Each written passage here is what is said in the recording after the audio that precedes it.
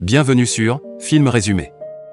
Aujourd'hui, je vais vous présenter un film de fantasy qui est sorti en 2015 intitulé Tale of Tiles. Notre film commence par la première histoire qui parle d'un roi et d'une reine. Le roi aimait beaucoup sa reine, il était prêt à tout sacrifier pour elle. Mais la reine souffrait d'un problème qui est l'infertilité, elle est obsédée par son désir d'enfant. Son mari a fait son maximum possible pour l'aider, et ils ont consulté de nombreux médecins du royaume pour résoudre ce problème, mais en vain. Alors le roi multiplie ses efforts pour rendre la reine heureuse, ainsi qu'il organise une soirée de cirque pour amuser un peu la reine. Soudain apparut une femme enceinte parmi ceux qui jouent, ce qui a énormément vexé et attristé la reine. Alors elle se précipita dans sa chambre, cassa ses vaisselles et se mit à pleurer. Après le roi la suivit et la promit qu'il ferait n'importe quoi pour la rendre heureuse. Le deuxième jour, un vieil homme nécromancien vint au palais et leur a dit qu'il pouvait résoudre le problème de la reine, et qu'il connaissait les lois de la nature, de même que le monde entier était concentré sur l'idée d'équilibre. Alors il leur dit que la seule solution pour lui avoir des enfants était de sacrifier la vie de quelqu'un, afin que tout soit équilibré.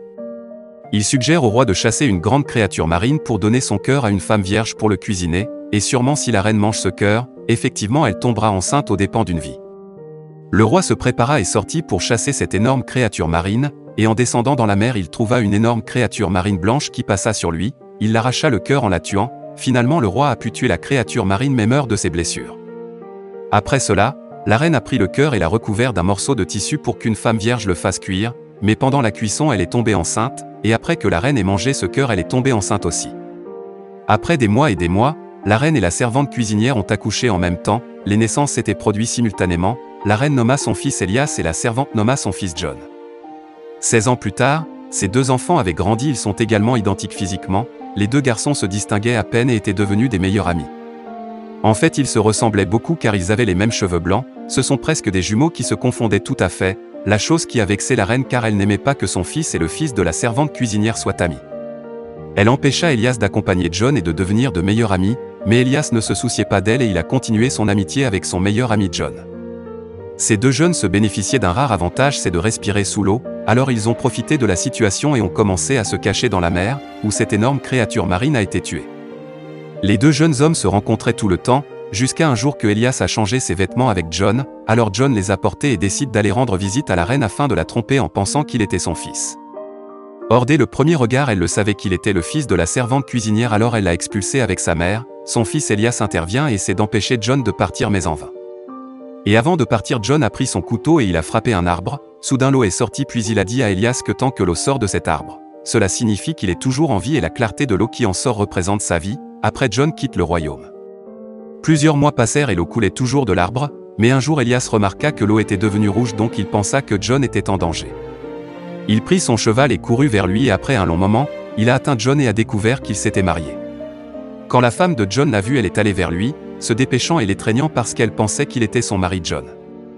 Mais quand elle a su que c'était Elias, elle lui a dit que John était allé à la forêt depuis 5 jours et n'est pas revenu encore, alors Elias est allé chercher John partout dans la forêt.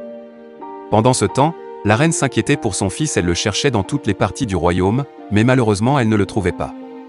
Après elle décida de parler au vieil homme nécromancien afin de récupérer son fils, mais ce dernier blâme la reine et lui dit que les deux jeunes garçons sont inséparables, et que son désir de violence ne peut être accompli que par la violence, et si elle voulait récupérer son fils elle a dû sacrifier la vie de quelqu'un. Entre-temps, John a été blessé dans une grotte, tout à coup ils sont menacés par un monstre qui blesse John mais hésite à attaquer Elias, qui tue le monstre et ramène John auprès de sa femme. Mais ensuite, il s'avère que la bête était en réalité la mère de John, et de cette façon il lui a sauvé la vie. Après Elias est retourné dans le royaume. La deuxième histoire parle d'une relation entre le roi Stanfield et une vieille femme. Le roi cherchait toujours une reine convenable, parce qu'il croyait que toutes les femmes autour de lui ne le méritaient pas. En effet, en quelques kilomètres de lui vivaient deux vieilles sœurs qui ne sortaient pas beaucoup de leur maison, et ces deux sœurs n'étaient pas encore mariées. Dora et l'une de ses sœurs chante alors que le roi qui était à la porte de leur maison l'entendit. Il est intrigué par la divine voix et quand elle eut fini de chanter, elle vit le roi et s'excita.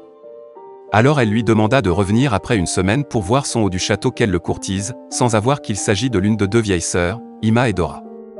Pendant cette période, Dora travaillait dur, et pour apparaître comme une jeune femme élégante elle mettait des herbes sur ses doigts pour qu'elle devienne belle et jeune, mais elle n'y parvint pas ainsi qu'elle se mit à pleurer. Quant à Emma, qui est sa sœur aînée, ses doigts étaient meilleurs. Alors Dora réfléchit à une ruse faisant croire au roi que Dora est belle et jeune, donc elle a décidé de montrer les doigts de Emma au lieu de ses doigts au roi. Par la suite elle put réussir à le tromper puis il lui a demandé de le rencontrer. Dora a accepté mais à condition qu'ils se rencontrent à minuit et le roi a accepté sans hésitation. Pendant la nuit, l'un des gardes est venu pour emmener Dora au palais pour rencontrer le roi. Cette dernière a accepté de passer la nuit avec lui à condition qu'il soit dans la pénombre totale. Le matin, quand le roi s'est réveillé, il a vu que Dora était une vieille femme, alors il a ordonné aux gardes de la jeter par la fenêtre. Mais heureusement Dora survit en s'en mêlant dans les branches d'un arbre. Une sorcière la sauve et la fait se nourrir à son sein, puis elle la transforma en une belle jeune fille aux longs cheveux roux. Pendant ce temps, lorsque le roi en train de chasser dans les bois, par hasard il a vu Dora sous sa nouvelle belle forme, il est tombé amoureux d'elle au premier regard et il a décidé qu'elle serait la reine. Dora ignore sa nouvelle belle forme, elle ne savait pas comment elle était revenue en tant que jeune femme, mais en fait, elle accepta d'épouser le roi, et à l'occasion de son mariage elle décida d'offrir une robe luxueuse à sa sœur. Le jour de la fête, Ima vit sa sœur et lui demanda le secret de sa beauté et de sa jeunesse, et comment elle était revenue jeune, alors cette dernière répond avec moquerie qu'elle avait enlevé une couche de sa peau. Dans le palais, et pendant le mariage, Dora a commencé à sentir que sa peau revenait à son ancien état, alors elle s'est rapidement enfuie du palais. Le troisième conte commence dans le royaume de Longriche, avec un roi veuf car sa femme est décédée depuis longtemps, et avec sa fille nommée Violette, mais malheureusement le roi ne l'aime pas.